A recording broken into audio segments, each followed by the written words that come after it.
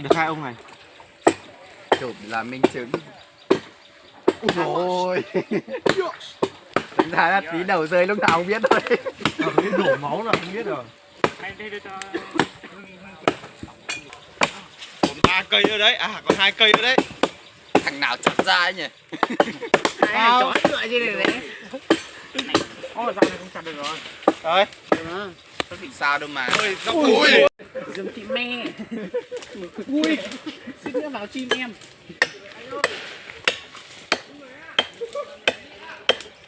Lăn đi mày ơi. Với có ông lăn luôn hả? Xuống cái kia mà. Tỉa bất. Alo. Alo. Bắt nha. Alo. Alo. Xong chưa? Một cây nữa mà. Chưa. Còn cái này nè. Mày chặt vừa thôi để cho người ta chặt nữa chứ. Siêng ơi, lá đồng đi. Mượn chị ra.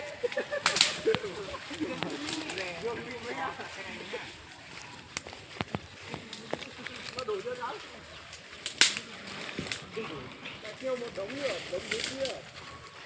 Cái đống được mà, sao đi? Cái này nó không có mấy cái gì. Còn 2 cây nữa. Còn 2 cây nữa anh ơi, chặt tốt đi. Cầm dao lên đấy. Nó cũng tự rơi. Cầm dao nữa.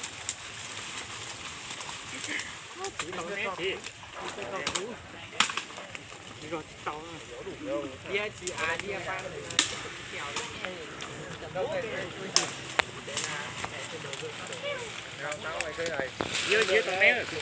bây giờ mưa xong là có làm nắng không có nhiều cái nhỉ làm rừng là lộn lên thì lộn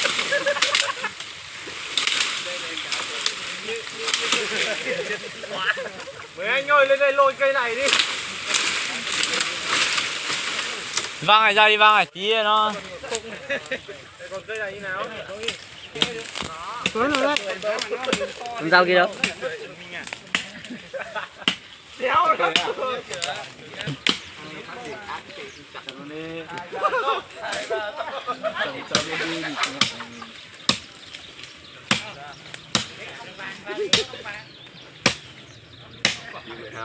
rồi này.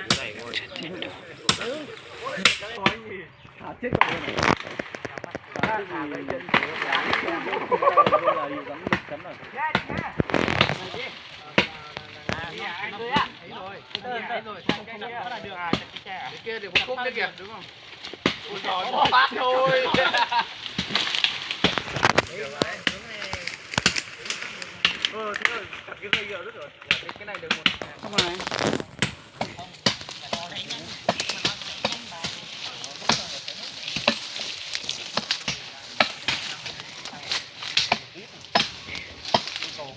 Đấy mình cho đóng gốc này đi. Thì này luôn đi. Hả? Đây à? Ai sang đấy. Khoa mình của ai khoa nó sang đấy. Khoa mình sang hết sao. Đó mình to.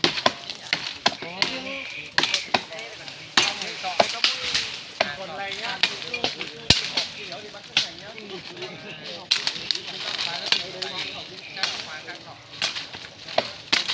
Có dọn không?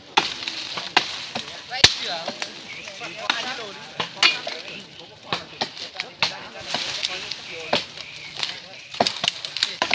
Chặt đây luôn đi nhỉ?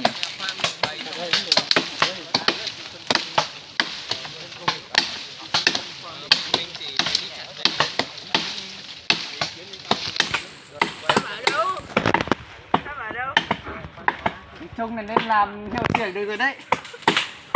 Đấy là hiệu trưởng nhất chắc thật con mẹ trường á.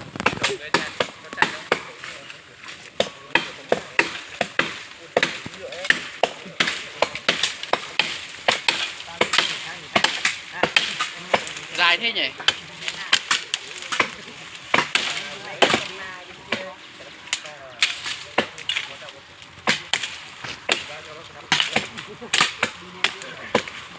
Kéo được không mày?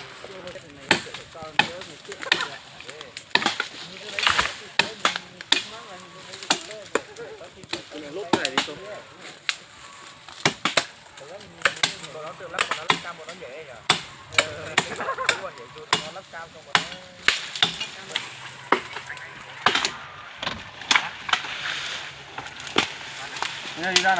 Anh em ơi xem trò vui á. Ôi gì vậy Chí ơi. Tí được đất Chí thật sự. Chí ơi. Mày điên à? Không chết đâu. Chí ơi hay làm người. Chí bảo ai sợ thì đi về. Đi. Tao sợ nha, tao đi về đây. Thì chưa vẫn còn ai trên kia mà. Đấy, xuống được cũng được nè. Thôi đi đi, mình đi đường này đi. Sợ lắm. Xuống đây. Ôi.